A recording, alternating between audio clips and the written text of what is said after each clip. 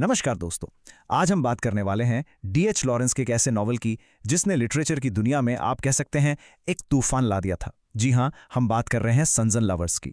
लेकिन इसको समझने से पहले मैं आपसे एक सवाल पूछना चाहता हूं। क्या कभी आपने सोचा है कि एक माँ का प्यार जो इतना गहरा, इतना अनकंडीशनल होता है, क्या वही प्यार अपने बच्चे के लिए एक कैद, एक पिंजरा बन सकता है? बड़ा अजीब सवाल है ना? पर यही इस नॉवल का सेंट्रल थीम है, इसका दिल है। तो चलिए इस कॉम्प्लेक्स कहानी को आसान तरीके से समझते हैं। हम देखेंगे कि ये नॉवेल इतना रेवोल्यूशनरी क्यों था, मॉरल फैमिली के ड्रामा के अंदर झांकेंगे, पॉल की कॉम्प्लिकेटेड लव लाइफ को एक्सप्लोर करेंगे, इसके गहरे मतलब को डिकोड करेंगे और हाँ, आखिर में ये भी देखेंगे कि आज भी ये इतना रेलेवेंट क्यों। तो शुरुआत करते हैं सेक्शन 1 से। आखिर क्या बात थी इस नॉवेल में जो इसे अपने समय से इतना आगे ले गई? यहां कुछ बेसिक फैक्ट्स हैं। डीएच लॉरेंस ने इसे 1913 में पब्लिश किया था। सोचिए, 100 साल से भी ज्यादा पहले। और सबसे इंटरेस्टिंग बात यह है कि यह एक ऑटोबायोग्राफिकल नॉवेल है। मतलब इसकी कहानी लॉरेंस की अपनी जिंदगी से काफी मिलती जुलती है। सेटिंग है इंग्लैंड का एक छोटा सा माइनिंग टाउन बेस्टवुड, और इसका ओरिजिनल टाइटल भी पॉल मोरेल था, जो इसके प्रोटैगनिस्ट का नाम है। लेकिन इस नॉवेल की असली खासियत इसके फैक्ट्स में नहीं, बल्कि इसके अप्रोच में है। ये इंग्लिश लिटरेचर के पहली नॉवेल्स में से एक था जिसने इंसान के दिमाग के अंदर, उसकी साइकोलॉजी के अंदर इतनी गहराई से झांका। और इसके लिए लॉरेंस ने उस वक्त के बिल्कुल नए आइडिया साइको एनालिसिस का इस्तेमाल किया।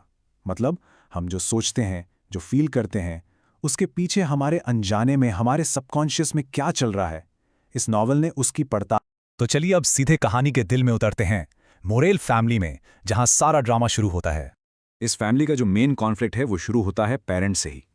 एक तरफ है गर्ट्रूड मोरेल, एक रिफाइंड पढ़ी लिखी औरत, और दूसरी तरफ है उनके पति वॉल्टर मोरेल, जो एक कोल माइनर हैं। एक इंटेलेक्चुअल दुनिया से, दूसरा फिजिकल मेहनत मजदूरी की दुनिया से। ये दो अलग अलग दुनियाएं जब टकराती हैं तो उनकी शादी एक बैटलफील्ड बन जाती है।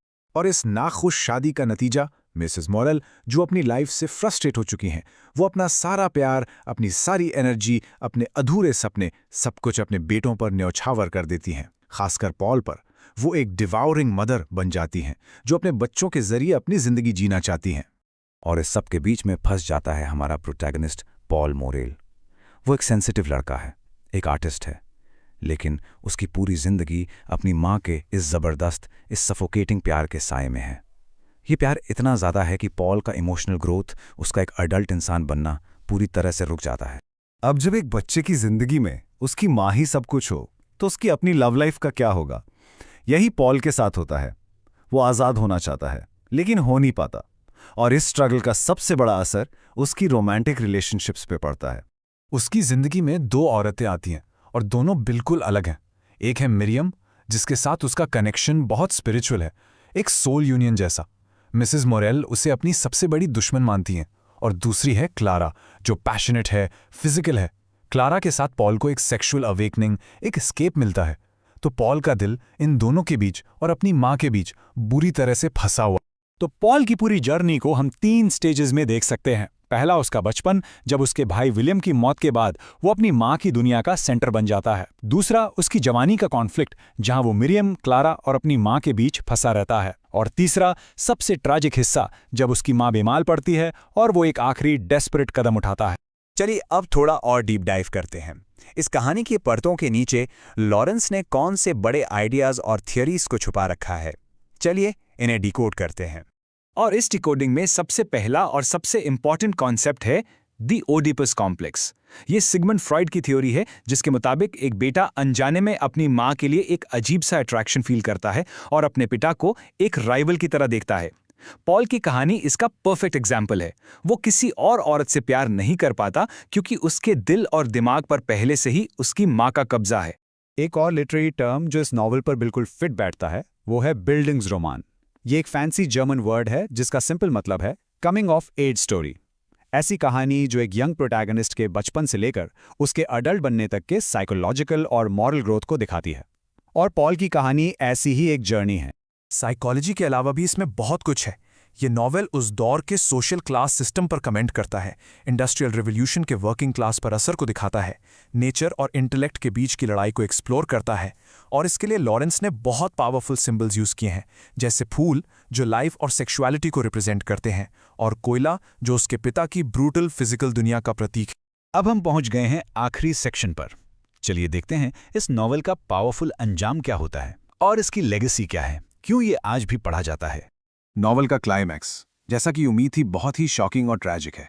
पॉल अपनी माँ को कैंसर से तड़पते हुए नहीं देख पाता और वो एक ऐसा फैसला लेता है जिसे सुनकर रूह कांप जाए।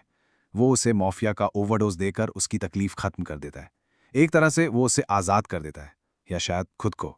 मां की मौत के बाद पॉल पूरी तरह टूट जाता है। वो अंधेरे में खो जाता है, सुसाइड के बारे में सोचता है। लेकिन बुक की जो आखिरी लाइन है वो कमाल की है। अचानक वो अंधेरे से मुंह मोड़कर शहर की चमकती हुई रोशनियों की तरफ तेजी से चलने लगता है। वो मौत को नहीं, जिंदगी को चुनता है। लेकिन यहाँ लॉरेंस हमें एक बहुत बड़े सवाल के साथ छोड़ जाते हैं। ठीक है, उसने लाइफ को चुना, पर क्या वो सच में आज़ाद हो पाया? क्या वो अपनी माँ की उस साइकोलॉजिकल कैद से, उस पिंजरे से कभी निकल पाएगा? इसका जवाब नॉवेल हमें नहीं देता। ये हमें सोचना है। तो ये था D.H. लॉरेंस के सन्स एंड लवर्स का एक एनालिसिस। अगर आपको लिटरेचर के ऐसे ही ग्रेट वर्क्स के डीप एनालिसिस पसंद है तो सब्सक्राइब जरूर करें। मिलते हैं अगले एक्सप्लेनर में। Thank you.